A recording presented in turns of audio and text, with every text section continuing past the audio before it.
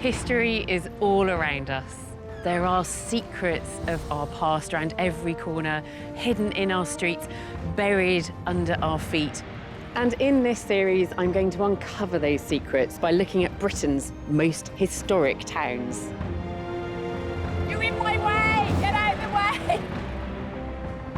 I want to find out which towns across the UK can reveal the most about each period in British history. I think he's quite good, actually. I like a bit of anatomy in a statue.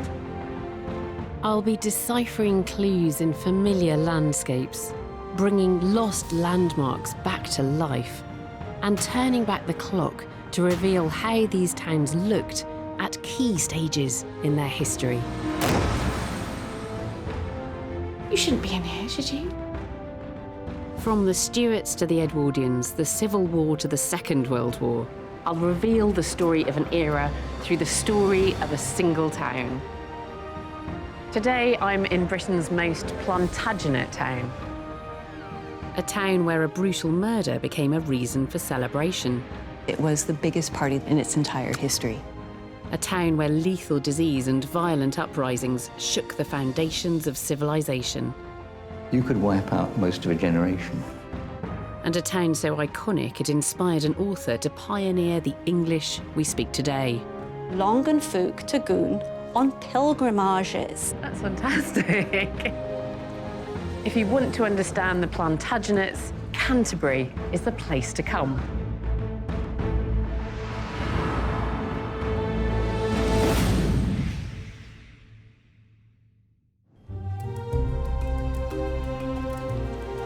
Canterbury is a small cathedral city that holds big appeal for visitors. Its population of 55,000 somehow makes room for the 7 million tourists who flock here each year. They're in Canterbury to soak up some of England's most compelling history. Stashed inside these wonderful old walls are stories of drama, intrigue and rebellion that will make your spine tingle. And of course, centre stage, there's that cathedral, a towering theatre of dreams and nightmares. Every era in Canterbury's past is fascinating, but I'm here to understand one of the most dramatic chapters in British history, the story of the Plantagenet dynasty. Towards the end of the Middle Ages or medieval period, between 1154 and 1399, 8 kings with French blood ruled England and half of France. This was a time when the Catholic Church in Rome dominated every aspect of people's lives here in England. When powerful kings led crusades to conquer the Holy Lands of the Middle East. And above all, a time when different powers were battling for supremacy, as barons tried to control kings and the crown tried to overtake the influence of the church. Canterbury would play a key role in the Plantagenet era, but to understand why, we need to wind the clock back a few centuries more. It was our old friends the Romans who first established Canterbury as an inland river port, nicely sheltered from the Thames estuary, strategically located on the road from the port of Dover to London.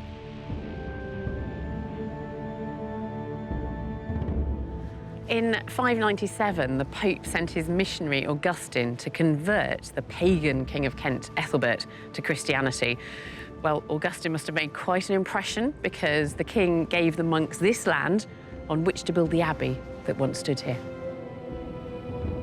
Soon after, Augustine was installed as the first Archbishop of Canterbury in a new cathedral in the bustling town centre.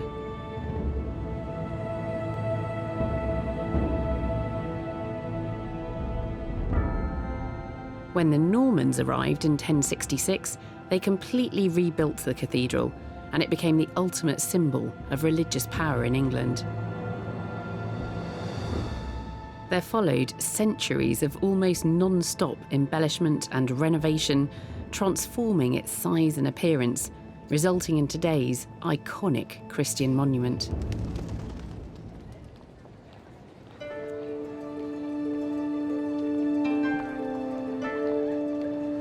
So it's 1154, Canterbury is established as the centre of Christianity in England, and Henry II is on the throne. The Plantagenet era has begun. But what sort of a country were the Plantagenets inheriting?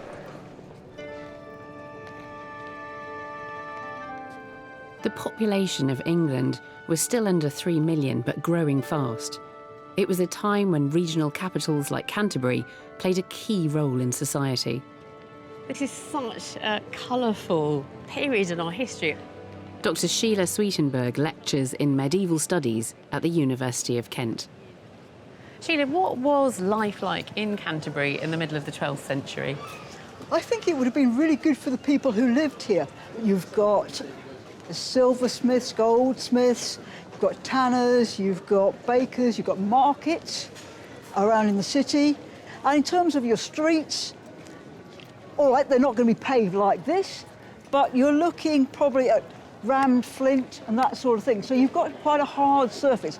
This is not a place of just muck and mud. The Middle Ages isn't like that. They may not understand hygiene as we do today, but they understood that bad smells could bring disease. Who was really in charge, Crown or Church? In Canterbury, the king would have thought he was in charge, but probably it was the church. Most of the time there's disputes going on between the two of them, so it's very fluid from that perspective. Why do we call this the Plantagenet dynasty? Well, it comes from Henry II's father. It's his nickname. It's probably relating to the fact that he put a sprig of broom in his helmet. So it comes from the Latin for broom, Plantagenista, so they become the Plantagenets. Absolutely. I can't wait to get my teeth into this Plantagenet period. Absolutely. So many of the big personalities of that 250-year period were either from Canterbury, came to Canterbury, or died in Canterbury. Canterbury had a key role in the Plantagenet drama, thanks to its supreme religious status. Evidence of this ecclesiastical power is everywhere you look. But it's even clearer from the sky, as Ben Robinson is finding out. I get a great sense of the topography of the town, of the layout of Canterbury. First thing you notice, how much land is being taken up by the religious institutions. The cathedral precincts look like a sort of town within a town, an enclave preserved from the rest of the town. So there's all manner of religious buildings in there. I can see it's a leafy green area, but walled. There's a circuit of defences around it almost. And it's sort of mirroring how the church is a state within a state, if you like. So you can really get a sense of who's in charge here, who's important, who's dominating the place.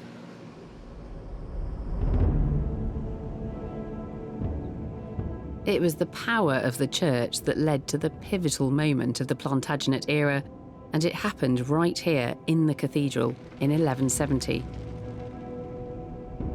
Henry II hated the fact that the church played by its own rules and that he had no say in its affairs. So then he has what seems like a brilliant idea, and he decides to make a key tactical appointment.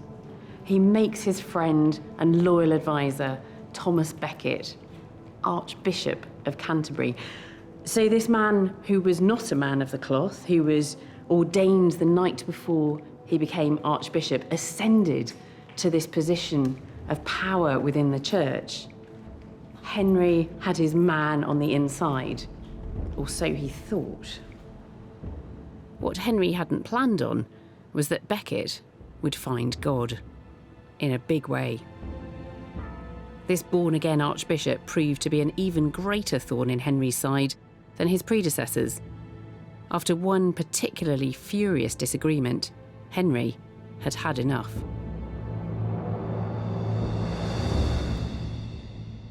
He got so furious that he said something along the lines of, "I took this low-born man and rose him high, and he has shamed me, he has shamed the realm. Is there no one who will revenge me?"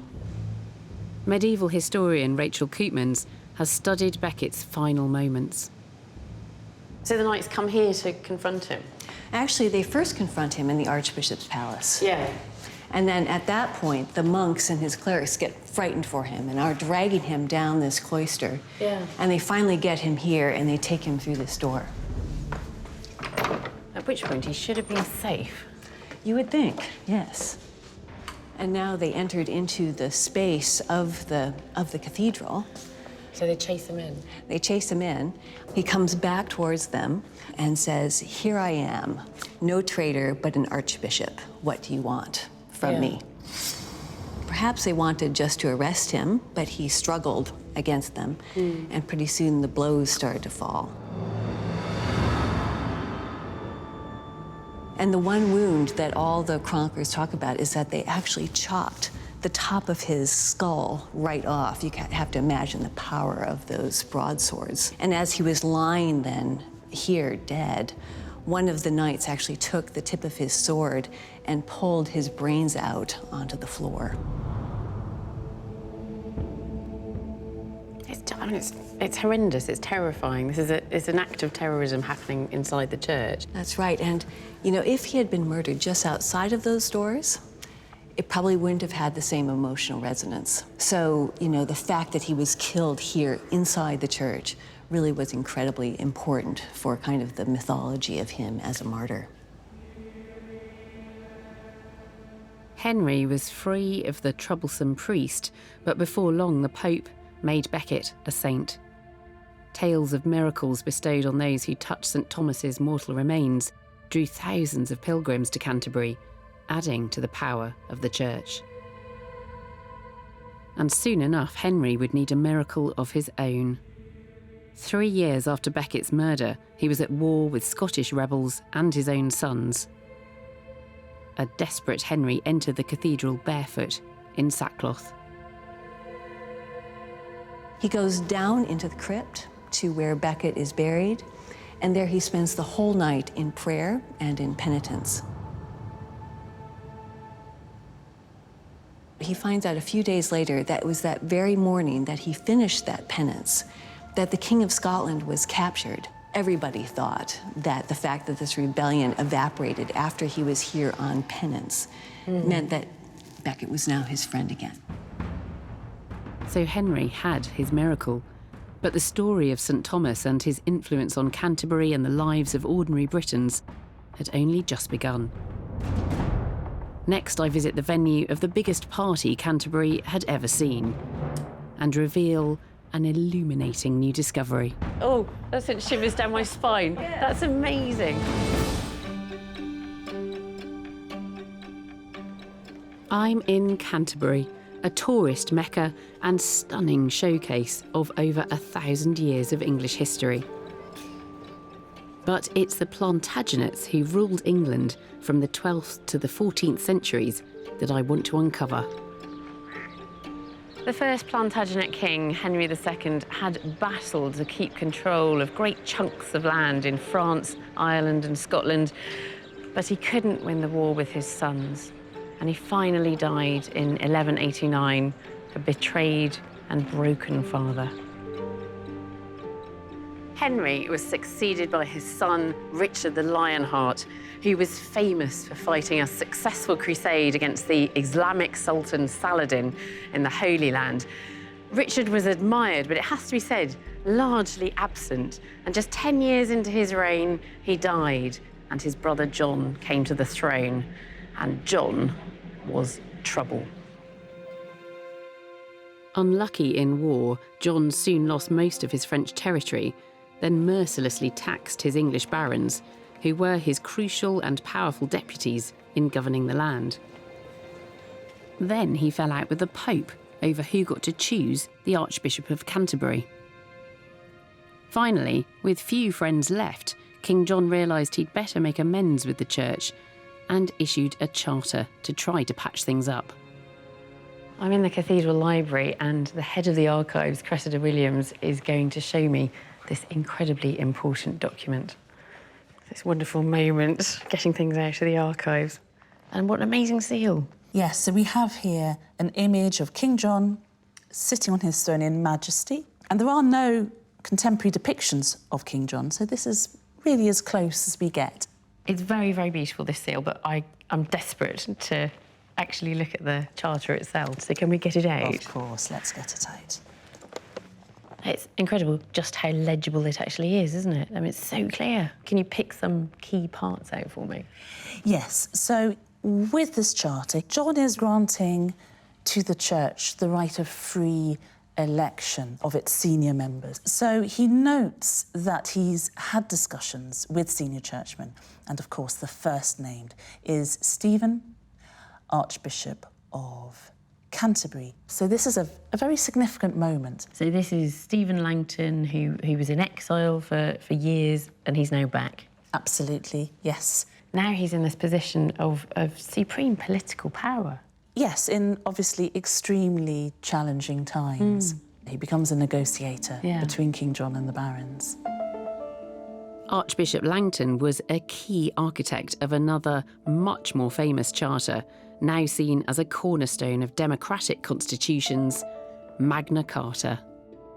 Canterbury's original 1215 copy is damaged and mostly unreadable. But Cressida has a version made only slightly later. So this is setting out all of these rights for the barons, but also for common people as well? Yes, very, very important clause can be found just at the top of this folio here. This relates to the principle of trial by jury. So, nullus liber homo capiata, no free man should be captured except by the judgment of his peers or by the law of the land. So this is the start, the seed, if you like, of a very, very important element in our democracy, the principle that one is tried by one's peers. So it's not just the King's Manifesto, it's more, this is what happens in Britain. King John died soon after sealing Magna Carta, but Archbishop Langton had only just got started. Newly empowered, he could devote his energy to reinvigorating the rather tired cathedral buildings and the image of the church.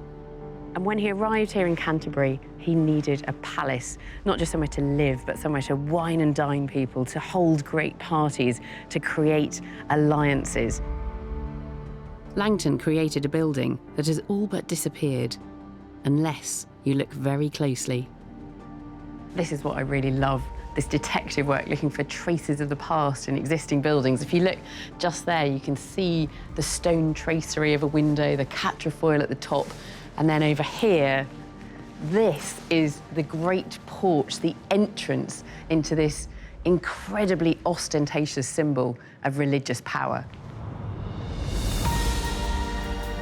Stretching 50 metres in length and with a roof spanning 20 metres, the great Archbishop's Palace Hall boasted 8 huge bay windows, a large kitchen, new stables, and a whole array of service buildings. And next door, the cathedral itself had not been neglected. The original Norman building was extended. By 1220, it had doubled in length and had new chapels and towers. And at the far east end was the new centrepiece of Langton's PR Drive. The Trinity Chapel was to be Thomas Becket's new home and would make a big impression. Inside, Langton pulled out all the stops. Light streamed through new stained glass windows onto huge marble pillars, striped in red for Becket's blood, white for his brains. Finally, 50 years after his murder, St. Thomas's remains were moved up from the basement crypt to a glorious new shrine. This was the translation. The shrine itself was completely destroyed during Henry VIII's Reformation, but I've caught up again with Rachel Koopmans, who studied this space. This is the very spot where St. Thomas's shrine stood. That's right. So where you can see this jagged edge, that jagged edge shows us where the shrine base was. So it was huge. It is enormous. Yeah. And what would it have been like? Well, it would have had 3 steps On top of that, there would have been a stone base, and then on top of that would have been the shrine, completely coated in gold. And then on top of that, it was so covered with gems that people said you couldn't even see the gold. And does this actually contain the mortal remains of Thomas, then? It does. And that's what gave this space so much kind of energy, because you've got the actual saint relics right here. The saint that people believed did miracles and was this fantastic martyr. And there was a launch party? Absolutely. Henry III was here. All the important barons were here. The bishops were here. People came from across Europe. It was the biggest party that Canterbury has ever seen in its entire history. And we even have some of the surviving stained glass, dating from the early 13th century. Really? That is the same stained glass that Henry III and Stephen Langton and all the pilgrims who came here on that day of the translation would have seen. It's still here. Astonishing, isn't it? It is. Wonderful. Over the centuries, many of the glass panels have needed extensive repairs and, in some cases, replacement. One of the replacement panels has recently been removed, and it contained an astonishing secret. That's amazing. Hello. Hello. Hello, Nice to meet Leonie. you. Leonie Seliger is director of the Cathedral Studios. What are we looking at here, then? This panel was supposed to have been made in the 19th century, using some old pieces of glass cobbled together with some new pieces. So it's a Victorian replica of medieval stained glass? Is it? That's really why we took that glass out, to investigate. Rachel found something that suddenly made us think, hang on, that's not quite right. What I found was a woman who had written the first guidebook of Canterbury's glass actually wrote old on her schematic of these panels, and I thought, hey, wait a minute, she wrote this at exactly the time they're supposed to be new. So when was this written, then? This would have been in the 1890s. Right, OK. So that got me thinking, and so I went back to a photograph. This is actually among our earliest photographs of the cathedral, and in this photograph, it actually shows these panels in the window, and this photograph dates to 1861. So that's decades before this glass was supposedly made. And so I brought this evidence then to Leonie and said, I think we need to have a closer look at these panels. Yeah. That sent shivers down my spine. Yes. That's amazing. What fantastic sleuthing. We decided we have to have the glass on the light box, we have to be able to get microscopes on it, and that's what we did. And then we were looking down, and we were looking at this. I can see some lines and That's right. perhaps even letters. Yes, you're right, they are letters. In raking light, it becomes easier to see the outlines. Is that an R? Yeah. And then that looks like an I. And then, what's that, an N? An N? Correct, that's an N, yep. Peregrini. Yes. Yes. So the Latin, Peregrini Sancti, Pilgrims of the Saint. That's amazing. So they told us what Yeah. we're looking at here. Do you have an idea of the date, precisely? We do because of the style of it. The part of the cathedral where this window is found was built between 1182 and 1184. We think it was installed quite shortly thereafterwards. So it's within 15 to 20 years of the martyrdom. Yeah. And when this was made, Henry II himself was probably still alive. Is this one of the earliest representations that we've got of pilgrims coming to Canterbury? It is without doubt the earliest. Oh, that's fantastic. So do you know what this would have looked like then, with those letters in place? Pretty much, yes. With a bit of clever photoshopping, you end up with something that is so pin-sharp and elegant. It almost looks too perfect, doesn't it? Yes, it does, Yeah, doesn't it? but that's what it would have looked like. But that's really why people came to Canterbury, to experience this perfection of God's house. This was their version of going to a theme park. You know, have this amazing experience of seeing colours and shapes that they would never, ever have come across in their daily lives. They literally thought that as light passes through the windows, it became enriched with the stories that were depicted in the glass. And that enriched light would then enter through the eyes into the soul and make you better. That's amazing, isn't it?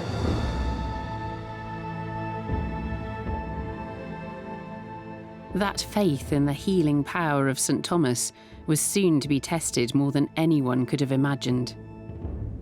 In the middle of the 14th century, a wave of pestilence broke upon these shores, and it would cut down nearly half of the British population. I'm going to find out more about this devastating, shape-shifting disease, which was, of course, the Black Death. And I'll learn how ordinary pilgrims played an unwitting role in spreading the plague. I'm in Canterbury, the best place in the country to really find out about life during the 245-year-long span of the Plantagenet dynasty. Since 1154, this small city had seen brutal murder, miracles, palaces, and the party of the century. But by the early 13th century, the Plantagenets had lost most of their French territory. Inheriting a smaller kingdom, Henry III, his son Edward, and his grandson Edward II were principally kings of England. For ordinary people, life in the Middle Ages was nasty, brutish, and short. You were lucky if you made it through childhood, and you were even luckier if you made it beyond 40 or 50. There really was nothing in the way of modern medicine. And so it's not surprising that so many people turn to miracles. And this, of course, is where our old friend Thomas Becket comes back into the story.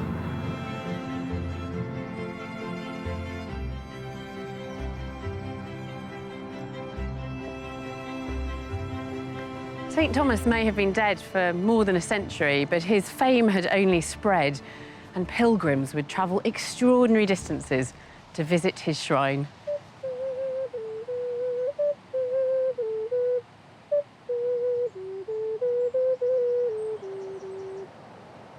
I'm meeting Michael, who is a modern-day pilgrim, and when he goes on his long, slow journeys on foot, he likes to wear medieval garb. So I thought it was rude not to join him. Oh, good day. Good day. Oh, I needed a rest after that long journey I've been on from just up the hill. So what were people coming to Canterbury for? I mean, presumably principally to visit Thomas's shrine. Yes, and when he was murdered, the monks grabbed cloths and went out and dabbled up all the blood and threw it into vats of water, which would be sold as holy water for the next several hundred years, and it would be kept. It must have been extraordinarily diluted by then. It's like kind of saint's homeopathy, isn't it? Yeah. That's a genuine one. Is it really? So that's what, a little pouch? It's a lead ampulla, and this is a modern replica. So that's a little replica of what that is. Either drink it yourself or give it to a loved one who's ill. Or in some cases, they've seemed to suggest people threw them on the fields for fertility. So was there anything else that you might bring back with you then as a souvenir? Some of them are much more dubious. Canterbury genuinely claimed to have some clay left over from when God made Adam. That's fantastic. A tooth of Goliath. It's an animal tooth, but never mind. And a piece of snake skin from the Serpent of Eden. I mean, there is no division here between religion and superstition and just, I mean, sheer madness. Yeah. Now, look, who went on these pilgrimages? What sort of people? Just about everybody, really. People come from all over the known world at the time, really, well, Christendom. You might have a particular devotion to a particular saint. You might be ill in need of a cure. Yeah. You might have a friend that needs a cure. There are professional pilgrims that you could pay somebody else to do the pilgrimage for you. Yeah. Rather than having to go to all that trouble. You must have attracted a fair amount of interest as you walked along dressed like this. Yeah. I mean, we entertain people as well on the way. The instruments come in handy. And you've got some instruments here. Yes. Can I have a go? Yeah. Well, I've got a bagpipe you could try. The miller in the Canterbury Tales plays a bagpipe. Yeah, OK. Just stick that under my arm. OK. Blow the bag.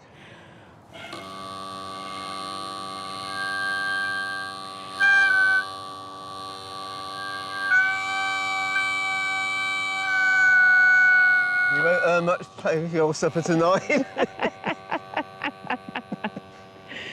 I might leave playing the bagpipes to you, Michael. They're still making a noise.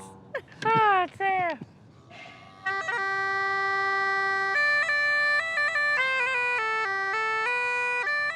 Real medieval pilgrims travelled to the shrines of saints from across Britain and Europe. These journeys could take weeks, months, even years.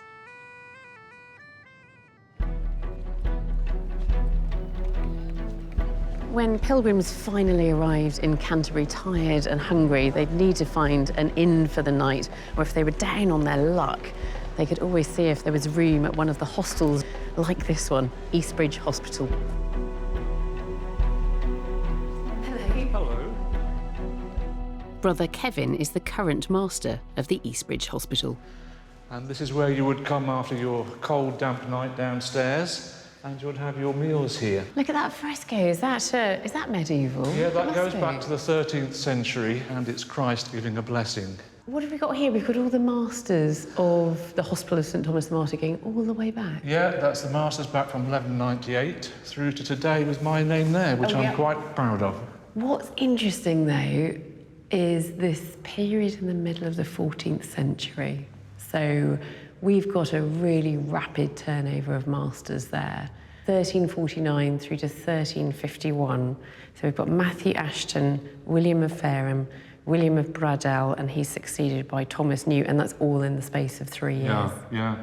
Well, that was a time of the plague, and it is thought that they died during that epidemic. And I imagine many of the pilgrims who passed through here as well. Yes, a very difficult time. It's very likely that those 3 masters of Eastbridge had succumbed to lethal infection, the disease that became known as the Black Death.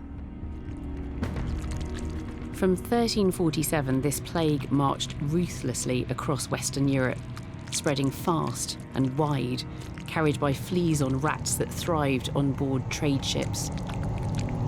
In 1348, it arrived on the south coast of Britain and worked its way relentlessly across the country, decimating the population, and there was nothing anyone could do to stop it. Right, so this is the Undercroft. I've invited Dr. Tim Brooks, an expert in rare and imported pathogens, to Eastbridge's crypt, which was used as a dormitory by pilgrims. So, Tim, down in the vaults here, this is where the pilgrims slept, and I imagine some of them at least must have turned up here with the plague. Absolutely. There might be somebody there who'd got fleas with them. Then you're likely to get bubonic plague. That's not in itself particularly infectious from person to person. But a small number of people who get it will get a pneumonia before they die. And when they do that, as they're dying, they start coughing up plague in their sputum, in their phlegm. And that is what people can then pick up if they're within, say, 3 feet, and they will then get pneumonic plague. And so somebody who's come into this Undercroft and looked after a patient who coughed on them can walk out of here perfectly healthy, but 2 to 3 days later they'll start coughing, and that's on the next person in a different house. You could wipe out most of a generation. Yeah, I mean, it is apocalyptic. I think it's really difficult to get your head around just what that impact was when you think of half of the or a third to half of the population being wiped out. And in a way that you can't understand, you can't control, and so various superstitions about how to protect yourself would gradually arise. Most of them not very useful. So that leads me nicely on to some of the remedies as well. I mean, they were just taking stabs in the dark to try and work out what to do. Bloodletting, so bleeding patients. That makes the doctor feel good, but it's not at all good for the patient. In fact, it makes the patient weaker. Putting plasters of human excrement on the boils. Putting hot plasters tends to make the boils burst, but I'd rather it wasn't human excrement. Bread would be the better choice. A gold ring containing dragonwort with an amethyst engraved with a man holding a serpent. A very good waste of gold. Drinking gold's another one. Much bigger waste of gold. Chicken broth. That's the one I want. Yeah? Oh, yes. Food, water is one of your best ways of surviving a serious illness if you can get it down and keep it down. And another popular potential cure was lancing the boils. Would that have worked? Now, that would be probably about your best choice. because if you can get the pus to pour out, then that quite often relieves the focus of infection and increases your survival chances. There are some potential ideas here. The chicken broth, lancing any boils you might have, and then popping over to get a miracle from St Thomas. A little bit of faith helps a big deal as well, makes you feel better. Thank God for the era of antibiotics, is all I can say. Yes, exactly. The Black Death, Yersinia pestis, wiped out as much as half of Europe's population in just 5 years. In England, it would take 3 centuries for numbers to fully recover. And remarkably, the effects of the plague are still evident in our landscape today, as Ben can see from the air. If ever I see a lone church, a church just sitting there in fields on its own, I get suspicious. Churches don't wander off in a huff across the fields away from settlements. They're built to serve communities. And if you've got a church, you had a community. I'm looking at one down here now. That little community, that little hamlet, village, whatever it was, entirely gone. It's vanished. And this is one of the consequences of the plague. They couldn't farm the land, the village couldn't function, the survivors moved somewhere else. And this is a pattern we see throughout the English countryside.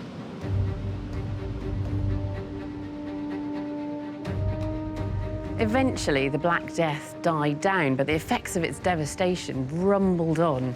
And I'm going to find out how it prepared the ground for a huge popular revolt, with rebels converging on cities like Canterbury. During the Plantagenet era in Canterbury, a series of catastrophic events steered the course of English history. An assassination led to a cult of pilgrimage and worship. A king's unpopularity led to a key step towards democracy. And a diabolical disease decimated and reshaped society. When the country emerged from the horror of the Black Death, it was in terrible shape. There was a critical labour shortage. Fields were left unploughed, untended. And in 1377, a new king, Richard II, came to the throne. He was only 10 years old, too young to rule. And so the reins of power passed into the hands of his greedy uncle. He led a ruling council that soon saw the country at war once again with Scotland and France, raising punishing taxes, including the hated poll tax. The church this time was conspiring with the crown. By 1381, the country was ripe for revolution. So this is Canterbury Castle, or at least the remains of it. But the revolt did come here. Yes. I've come to the castle to meet Juliet Barker, a historical writer who has studied what happened next.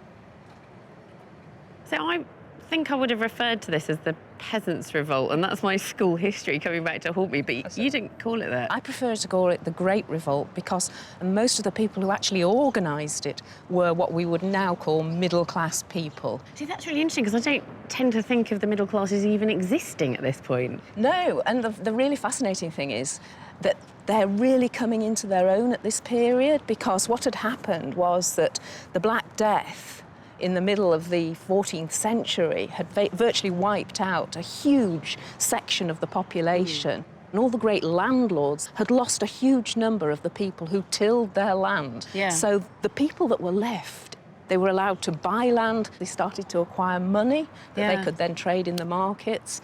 And that's how the whole sort of middle class begins to emerge. What then makes them disgruntled? What really triggers it is the heavy amount of taxation.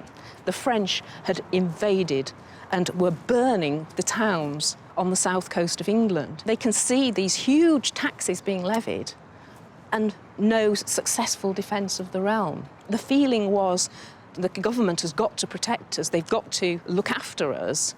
The tension is all there. It just needs a spark to set it off. And what about here at Canterbury? What happened here? The rebels came to the castle, which is the seat of royal government for the whole of Kent.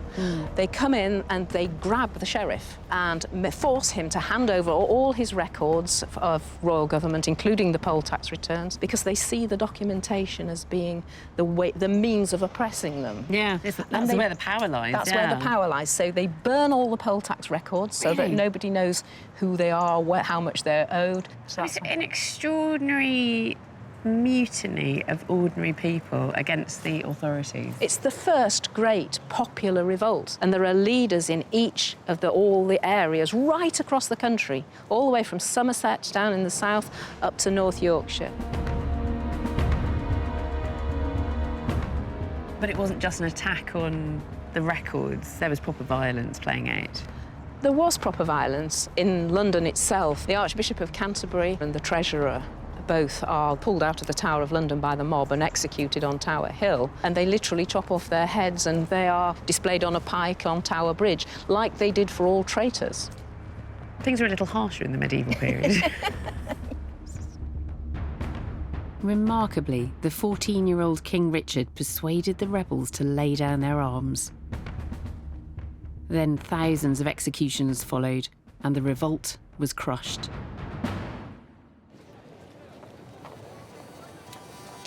However, another, much more peaceful cultural revolution was gathering pace. The English language was about to take over. In Plantagenet, England, history and law were written in Latin. Poets and nobles at the royal court spoke French. The common language was Middle English, but it was rarely written down. One story did more than any other to change that. Befill Latin that season on a day in Southwark at the Tabard as I lay, ready to wenden on my pilgrimage to Canterbury with full devout courage. In 1387, a poet was inspired to start writing about a group of pilgrims making their way from London to Canterbury. It was, of course, Geoffrey Chaucer with his Canterbury Tales. Dr. Marion Turner has studied the role of Chaucer's most famous work in establishing English. It looks like we've got some of the actual characters from the Canterbury Tales here. Do you think that's the wife of Bath? I think it must be. That's the wife of Bath. Yeah. And over here we've got the knight. Yeah. We've got the miller, who's very drunk over here. And I suppose just describing those few, it immediately lets you know that this is a varied group.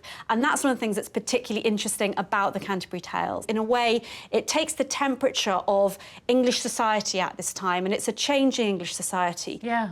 So was it then unusual for him to be choosing English to write in?